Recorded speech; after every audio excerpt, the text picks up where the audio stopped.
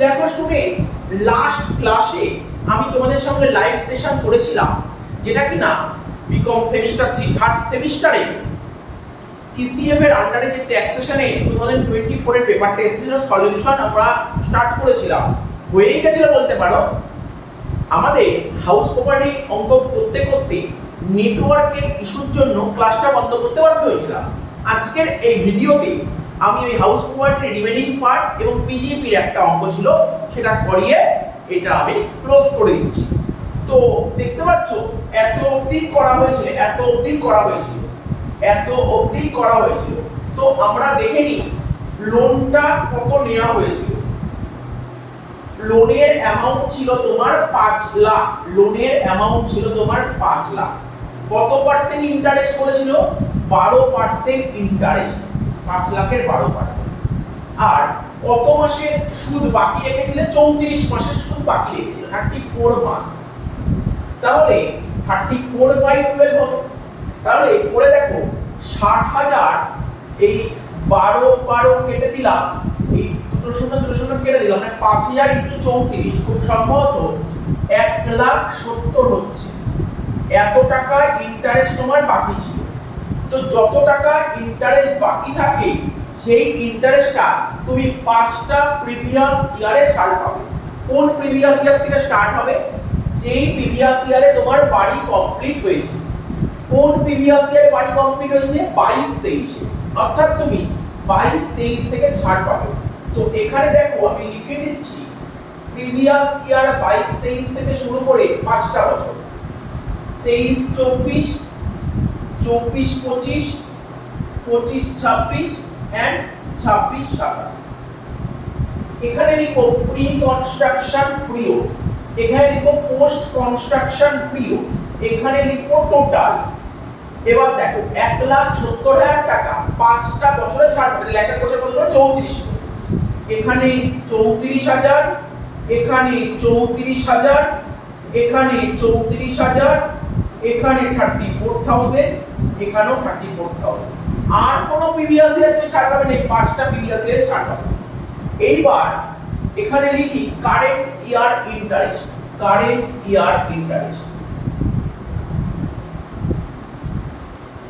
কত হবে? 5 লাখ টাকা লোন নিয়েছো, 12% সুদ, কত? 60,000 টাকা। কারেন্ট ইয়ার ইন্টারেস্ট মানে হচ্ছে পোস্ট পিরিয়ড ইন্টারেস্ট। আরো একটা কথা বলে দিই, এখানে লোনটা রিপেডের ডেট বলে দিয়েছে। কবে করেছে লোন রিপেড? 17 সেপ্টেম্বর 2025। ধরো 17 সেপ্টেম্বর 2025 এ লোনটা রিপেড করছে, এটা ডেট ধরো লিখলাম 17/9/25। অর্থাৎ এই পিরিয়ড থেকে শুরু করে এই পিরিয়ড, এই যে এই পিরিয়ড থেকে শুরু করে এই পিরিয়ড, এটাকে বলে পোস্ট পিরিয়ড। এটাকে বলা হয় তোমার পোস্ট পিরিয়ড। এই পিরিয়ডটাকে বলা হয় কি? Post period. তাহলে পোস্ট পিরিয়ড কাকে বলে? এই দিন থেকে শুরু করে যতদিন না পর্যন্ত লোন শোধ হবে, অর্থাৎ লোন শোধ করার দিন অবধি হচ্ছে পোস্ট পিরিয়ড। তা 17/9/25 এ লোন শোধ করো। 17/9/25 মানে তোমার 25-26। কিন্তু আমাদের প্রিভিয়াস ইয়ার বল 24-25 প্রিভিয়াস ইয়ার। তো তুমি 24-25 প্রিভিয়াস ইয়ারকে লোন শোধ করেছো না, তাহলে 24-25 এ ফুল ইয়ার ইন্টারেস্ট হবে। ফুল ইয়ার ইন্টারেস্ট মানে 5 লাখের 12%, 60,000 টাকা পুরো 24-25 এ বসে যাবে। 24-25 এ বসে যাবে 60,000। তাহলে 34 আর 60 কত হয়? 94,000 টাকা। তাহলে তুমি বুঝতে পারলে এই 94,000 ইন্টারেস্ট অন লোন হবে, 94,000। তাহলে আমরা কোন পেজে করছিলাম? কি অঙ্কটা কি এই পেজে চলছিল? হ্যাঁ দেখো, ইন্টারেস্ট অন লোন এখানে হবে 94,000। এখানে লিখবো 94,000, তাহলে মাইনাস করে হবে -94। এবার আমরা অ্যানসার করব। ক্যালকুলেটর নিয়ে দেখি কি বের হচ্ছে অ্যানসার।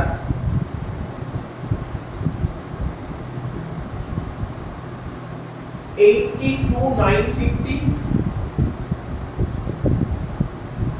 প্লাস 39,700 মাইনাস 94,000 কত হচ্ছে? 28,650 লেখো। 2860, এটাকে বলা হয় ইনকাম ফ্রম হাউস প্রপার্টি। ঠিক আছে, লাস্ট একটাই অঙ্ক বাকি আছে, তাহলে কিন্তু এটা শেষ হয়ে যাবে, এই পেজটা শেষ করে দিতে পারবো।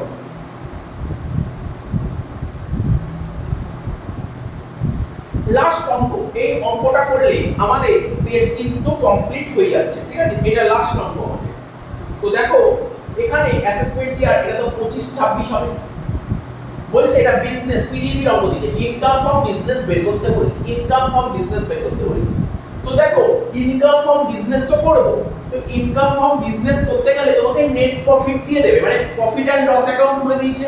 তো তোমাকে সবার প্রথম আমি ফান্ডাটা বলে দিই, মেইন ক্লাসে বহুবার বলা আছে। সেটা কি? সেটা হচ্ছে আজকে ধরো আমি একটা বিজনেস করছি, তাহলে বিজনেস করে বিজনেসম্যান বছরের শেষে প্রফিট জানতে চায়, কত টাকা প্রফিট হয়েছে। তো বিজনেসম্যান যদি অ্যাকাউন্টস জানে সে অ্যাকাউন্টস করবে, না জানে সে অ্যাকাউন্টেন্ট রেখে কাজ করাবে। তো অ্যাকাউন্টেন্ট, বিজনেসম্যান ধরো অ্যাকাউন্ট জানে না, সে অ্যাকাউন্টেন্টকে রেখেছে, অ্যাকাউন্টেন্ট সেই বিজনেসের প্রফিট বের করে দিয়েছে। তো দেখা যাক অ্যাকাউন্টেন্ট কত টাকা প্রফিট বের করেছে। দেখো অ্যাকাউন্টেন্ট দেখতে পাচ্ছ তোমরা, অ্যাকাউন্টেন্ট প্রফিট বের করে দিয়েছে 1,95,000, দেখতে পাচ্ছ অ্যাকাউন্টেন্ট প্রফিট বের করেছে 1,95,000। এবার অ্যাকাউন্টেন্ট যে প্রফিট বের করে দিয়েছে, ইনকাম ট্যাক্স অফিসার ওই প্রফিটটাকে অরিজিনাল প্রফিট মানতে নাও পারে। এমনও তো হতে পারে অ্যাকাউন্টেন্ট পিএল অ্যাকাউন্টেন্ট ডেবিট থেকে এমন এমন খরচা দেখিয়েছে যেই খরচাগুলো ইনকাম ট্যাক্স অফিসার মানছে না। এরকম অনেক এক্সাম্পল বেরিয়ে আসতে পারে। যেমন ধরো একটা ধরো কি বলবো তোমার ডেপ্রিসিয়েশন, মেশিনের উপর 15% ডেপ্রিসিয়েশন হয় আমরা জানি, অ্যাকাউন্টেন্ট ধরো 20% দেখিয়ে দিয়েছে, এরকম হতেই পারে। ইনকাম ট্যাক্স এটা এক ধরনের পার্সোনাল খরচ, কিন্তু অ্যাকাউন্টেন্ট বিএল এ দেখিয়ে দিয়েছে, এইগুলো মানবে না ইনকাম ট্যাক্স অফিসার। তো সেটা আমরা প্রথমে এই নেট প্রফিটটা বের করে দিয়েছে কে? অ্যাকাউন্টেন্ট বের করে দিয়েছে। তা আমাকে অরিজিনাল নেট প্রফিট বের করতে হবে, ঠিক আছে? তো তাহলে আমরা অঙ্কটা দেখি। প্রথমে দাগ কাটছি, দেখো দাগটা কেটে নিই আমরা, পিছনে দুটো বার। প্রথমে লিখবো নেট প্রফিট, লিখবো net profit as per net profit as per profit and loss account, profit and loss account wise net profit কত বেরিয়েছে দেখতে পাচ্ছি আমরা 1,95,000। এটা আউটারে লিখব, এটা আউটারে লিখব, ঠিক আছে? তো এবার দেখো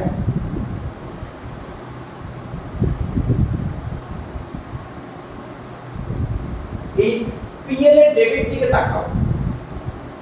আমার এরকম প্রভিশন ফর ডাউটফুল ডেট, এটা আমি আগে বলি। ইনকাম ট্যাক্স অফিসার বলেছে যে প্রভিশন ফর ডাউটফুল ডেট তুমি পিএল এ দেখাতে পারো না, তোমার যদি ব্যাড ডেট হয় তুমি দেখাও, মানবো, কিন্তু প্রভিশন ফর ডাউটফুল ডেট তুমি মনে করছো নেক্সট ইয়ারে তোমার কাস্টমার টাকা মারতে পারে তাই টাকা সরাচ্ছ, এরকম অনিশ্চয়তা জিনিস তুমি পিএল এ দেখাতে পারো না। যেটা অ্যাকচুয়ালি ঘটেছে সেটা তুমি পিএল এ দেখাও, এটা তো অ্যাকচুয়ালি ঘটেনি, টাকা তো নাও মারতে পারে। অর্থাৎ তুমি এই টাকাটা পিএল এর ডেবিটে দেখানোর ফলে তোমার কোম্পানি প্রফিট কমে গেছে, তাহলে প্রফিটটাকে ঠিক করতে গেলে এটাকে যোগ করতে হবে, ঠিক আছে?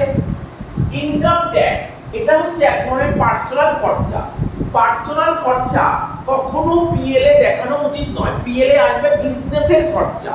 তো অ্যাকাউন্টেন্ট এই খরচা পিএল এর ডেবিটে দেখিয়ে ভুল করেছে, তো দেখানোর ফলে প্রফিট কমে গেছে, এখন প্রফিটকে ঠিক করতে গেলে যোগ করতে হবে। নেক্সট ইন্টারেস্ট অন ক্যাপিটাল, দেখো এটাও এক ধরনের পার্সোনাল খরচা। দেখো ফর্ম অফ অর্গানাইজেশন তিন ধরনের হয়, একটা সোল প্রোপ্রাইটারশিপ, একটা পার্টনারশিপ আর একটা কোম্পানি। এটা তুমি সোল প্রোপ্রাইটারশিপ বিজনেসের অঙ্ক করছো, অর্থাৎ এক মালিকানা কারবারের অঙ্ক করছো। এই বিজনেসে সোল প্রোপ্রাইটারশিপ বিজনেস কি বলে? পার্টনার শুধু ব্যবসা থেকে প্রফিটই পাবে, কোনো ইন্টারেস্ট পাবে না। তবে পার্টনারশিপ বিজনেস থেকে পার্টনাররা অবশ্যই ইন্টারন্যাশনাল ক্যাপিটাল পেতে পারে। তো এটা সোল প্রোপ্রাইটারশিপ বিজনেস করছো, এখানে ইন্টারন্যাশনাল ক্যাপিটাল তুমি পিএল এর ডেবিটে দেখিয়েছো, এটা পেতে পারে।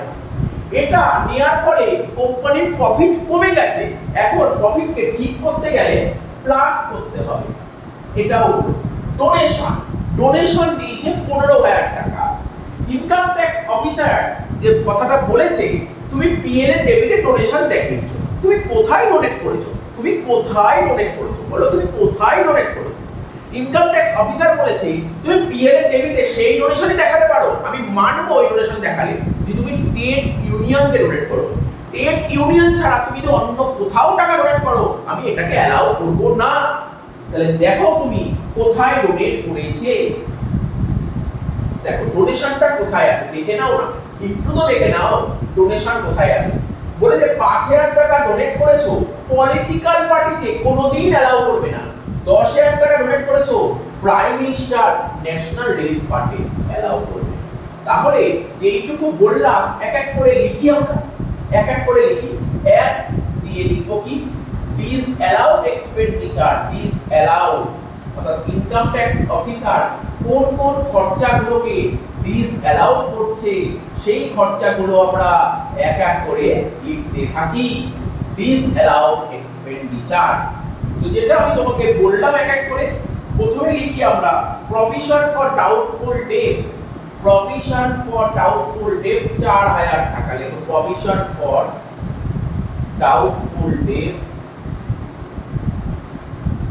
4,000 টাকা। নেক্সট কি বলেছিলাম তোমাকে, ইনকাম ট্যাক্স 12,000 টাকা। ইনকাম ট্যাক্স কত বলেছিলাম, 12,000 টাকা। নেক্সট কি বলেছিলাম আমি ইনকাম ট্যাক্সের পর, ইন্টারেস্ট অন ক্যাপিটাল 3,000 টাকা। ইন্টারেস্ট অন ক্যাপিটাল 3,000 টাকা। নেক্সট আর কি বলেছিলাম, যে তোমার বলেছিলাম ডোনেশন বললাম না 5 আর 10, ডোনেশন টু পলিটিক্যাল পার্টি 5,000 টাকা লিখো। Donation to political party 5,000। আর কি বলেছিলাম, donation to prime minister national relief fund, donation to prime minister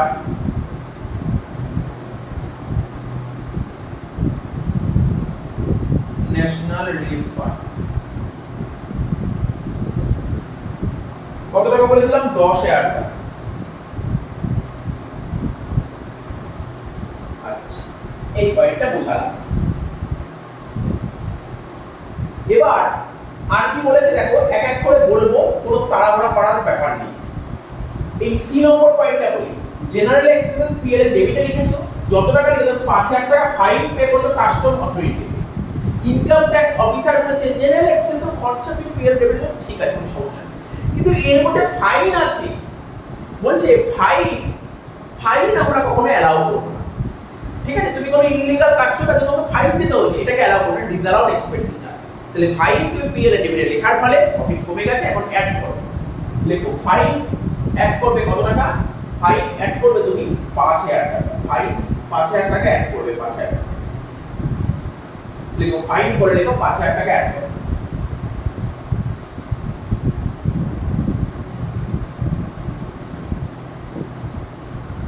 ঠিক আছে, ফাইন করে তুমি 5,000 টাকা অ্যাড করো।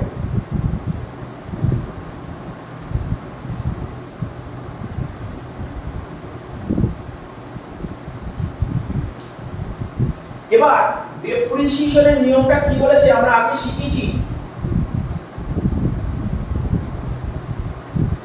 ডেপ্রিসিয়েশন পিএল এর ডেবিটে কত আছে, এটা তো হয়ে গেল ডোনেশন। পিএল এর ডেবিটে যে ডেপ্রিসিয়েশন থাকে এটাকে তুমি ডিসঅ্যালাউ করে দাও, প্লাস করে দাও, প্লাস করে দাও 20,000 টাকা।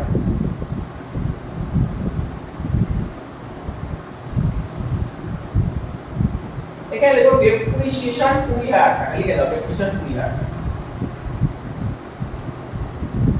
এখানে যে অ্যাডজাস্টমেন্টে আছে না ডেপ্রিসিয়েশন কত টাকা দেখো, 18,000 টাকা। তোমাকে দেখা যাবে 18,000 টাকা, তুমি 20,000 টাকা লিখেছো।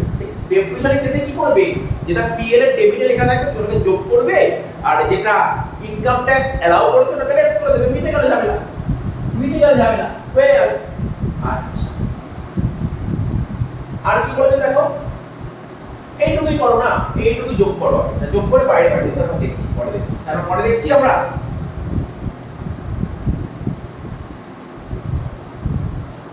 4 আর 12 16, 16 আর 3 19, 19 আর 5 24, 24 আর 10 34, 5 39 আর 20, 39 আর 20 কত? 59, 59,000।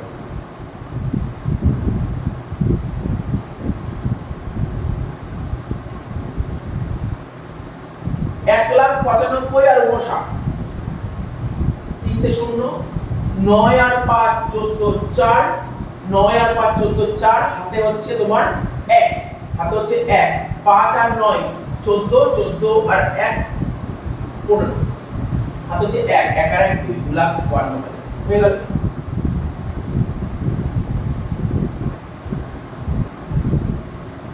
এবার লেসের দিকে দেখি, ডিভিডেন্ড রিসিপ্ট, এটা পিএল এ লেখাই উচিত না, এটা তো আদার্স সোর্স ইনকাম, এখানে লিখে ভুল করেছো, লেখার ফলে ইনকাম বেড়ে গেছে, মানে প্রফিট বেড়ে গেছে, প্রফিটকে কমাতে হবে, মাইনাস করতে হবে।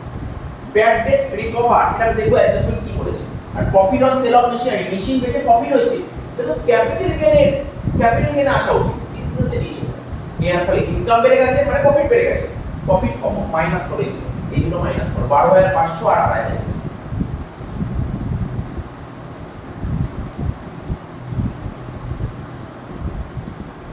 लेस लेखो disallowed income,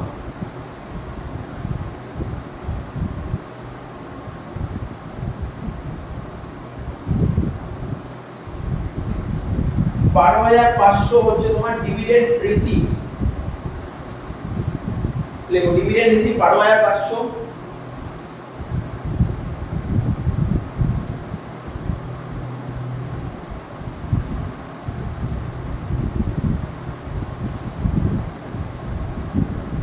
और लेखो profit on sale of machinery 8,000,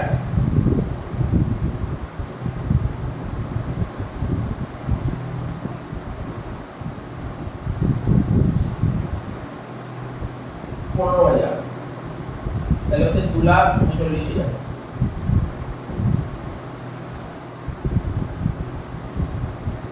এবার দেখো একটা করে করব আমরা।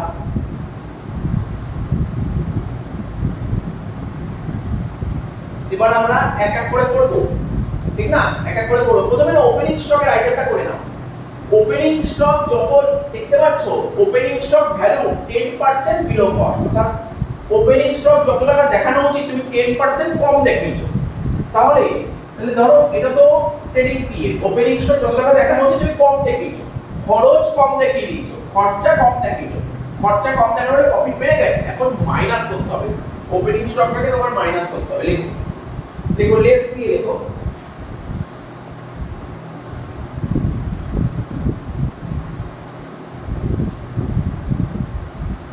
लिखो लेस दिए, लिखो लेस, लेस दिए लिखो,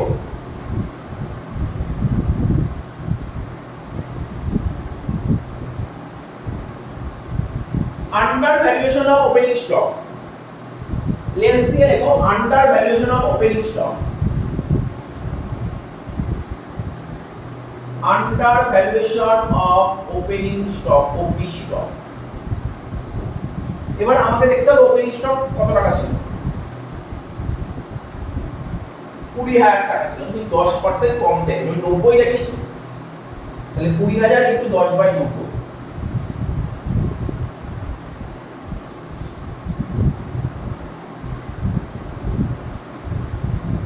তাহলে করো 20,000 কে 9 দিয়ে ভাগ করো,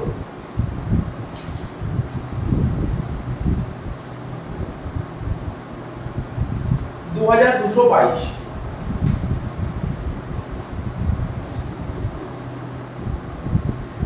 2,39,000 থেকে 2,222 বাদ দেবো,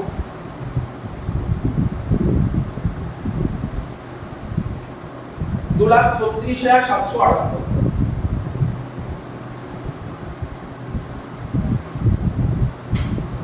next sales include a sum of 10,000 representing the value of goods withdrawn by the Shubhra cost of goods 12,000 টাকা। তাহলে 12,000 টাকার গুডস তুমি 10,000 টাকা দিয়ে নিয়ে নিয়েছো, তো বেশি দামে নিয়েছো না কম দামে নিয়েছো? কম দামে নিয়েছো। অর্থাৎ তুমি কম দামে নিয়েছো গুডস, তাহলে তুমি সেল 12,000 টাকার জায়গায় তুমি 10,000 টাকা দেখো। তাহলে সেল কম মানে ইনকাম কম, ইনকাম কম মানে প্রফিট কম। এবার প্রফিটকে বাড়াতে হবে, অ্যাড করতে হবে। লেখো, অ্যাড করো, add.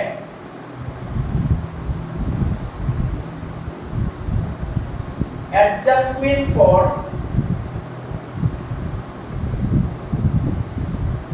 goods withdrawn by the proprietor.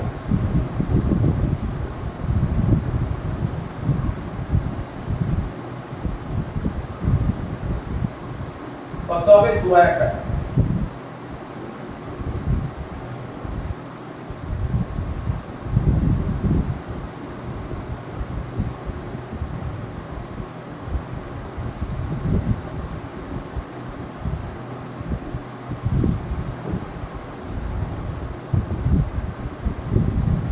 $12,000 minus 10,000 কত হবে? 2000 টাকা। 2,38,778। ঠিক আছে?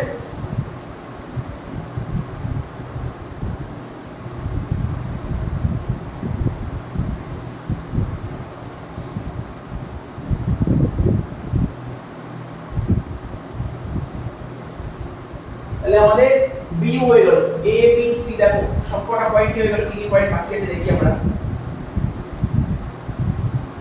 ডেপ্রিসিয়েশন, ইনকাম ট্যাক্স হলে ডেপ্রিসিয়েশন হবে কত টাকা? তোমার 18,000 টাকা। লেস করো, অ্যালাউয়েবল এক্সপেন্ডিচার, লেস দিয়ে লিখো অ্যালাউয়েবল এক্সপেন্ডিচার।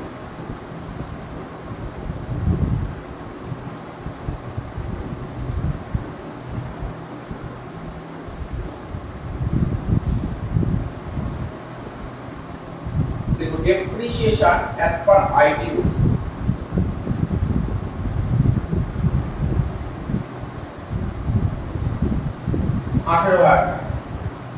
তাহলে কত হচ্ছে? 2,20,778।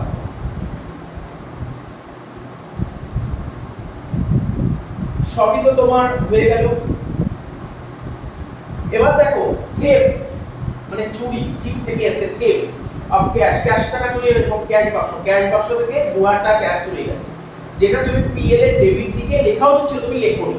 না লেখার পরে প্রফিট বেড়ে গেছে, ওটা কমিয়ে দাও, লেস করো, লেস করো, লেস 2,000 টাকা লেস করো। ঠিক আছে? Theft of cash from cash বাক্স, ক্যাশ বাক্স।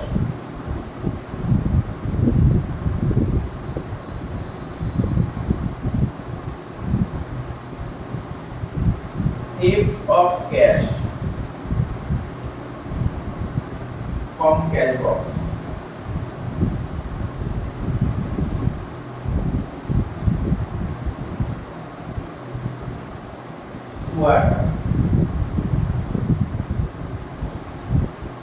কত হবে তাহলে? 2,18,778।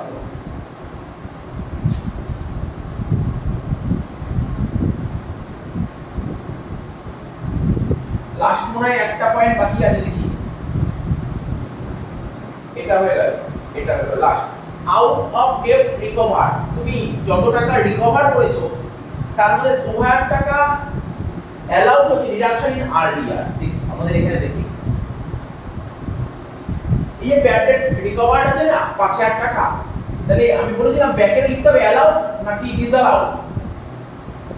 বলছে এই যে ব্যাড ডেট যদি তুমি 5,000 টাকা রিকভার করেছো তার মধ্যে 2,000 টাকা আগে অ্যালাউ ছিল, 3,000 টাকা ডিসঅ্যালাউড ছিল। এটা ডিসঅ্যালাউড ছিল, এটা অ্যালাউ ছিল। ব্যাড ডেট রিকভার কেন হচ্ছে? নিশ্চয়ই আগে তুমি ব্যাড ডেট ডিক্লেয়ার করেছিলে, তাই এখন ব্যাড ডেট রিকভার হচ্ছে।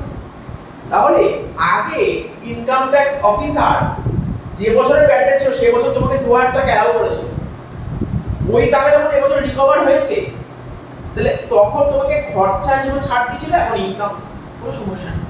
কিন্তু যে 3,000 টাকা ডিসঅ্যালাউ তোমাকে ওই বছর অ্যালাউ করেনি 3,000 টাকা। ওই বছর যেই বছরের ব্যাড ডেট ছিল সেই বছরে তোমাকে 3,000 টাকা ব্যাড ডেট দেখাতে দেয়নি। তাহলে ওই টাকা যখন এবছর রিকভার হয়েছে তাহলে আমি কেন ওটাকে ইনকাম হিসেবে শো করব? তাহলে শো করব না। তাহলে এখানে ইনকাম হিসেবে দেখানোর ফলে তোমার প্রফিটটা কি হয়েছে? স্যার ইনকামে দেখানোর পরে প্রফিট বেড়ে গেছে, এখন প্রফিট কমাতে হবে, 3000 টাকা লেস করতে হবে। দেখো ব্যাড ডেট রিকভার হবে 3000 টাকা, ব্যাস অঙ্ক শেষ।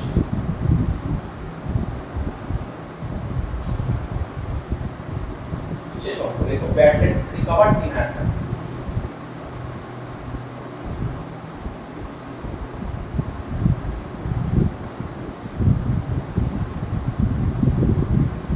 লাখ 15,778, ব্যাস অঙ্ক শেষ। এটা হচ্ছে ইনকাম ফ্রম বিজনেস। আমরা নেক্সট একটা ভিডিও করব লাইভ সেশনে এসে, যেটা তোমার 2024 সালে সিসিএম এ জেনারেল ইনভার্টেশন এটা সলভ করে দেব, সেটা আমি সলভ করে দেব। ঠিক আছে, এই ভিডিওটা আমরা এখানেই শেষ করছি।